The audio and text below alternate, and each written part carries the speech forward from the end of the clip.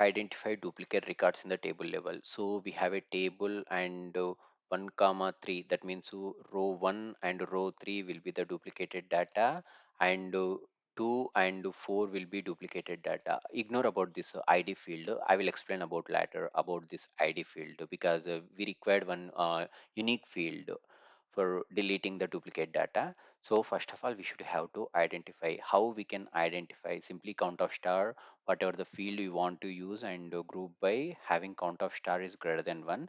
We have two fields. So I'm sorry, we have two rows having the duplicated data. Okay, in entire table you can see here David Clark and Sarah Wilson. So here also same records you can see here. Now we have identified the duplicate records. So this is the first method. We can identify duplicate records by using the having, and the second method by using the row number also we can able to identify. This is a Windows or analytical function. By using this method also we can identify same data. So if you are using row number, what it will do? Yeah, here this is the one. You can see duplicate records. Row number is 2. Next, we have identified the duplicate records. Now we should have to eliminate the duplicate records, but one copy should be there. Whatever the duplicate data will be deleted. Okay. For such purpose, I am using the same subquery, and after that, instead of select query, I am using the delete query. Okay. Here, let me run this subquery first. You will see the results, what it will show. So this is a result, David Clark, David Clark. So first iteration, second iteration, it's a duplicate data.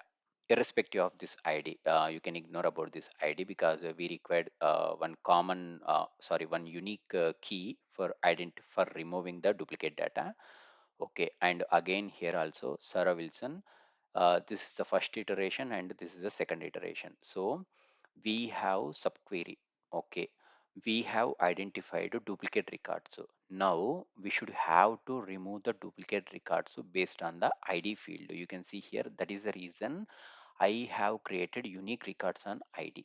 Now let me run this query. So two rows affected. After that, if you run employee table, you can see there is no David Clark and Sarah Wilson. So this is a method we can delete the duplicate records.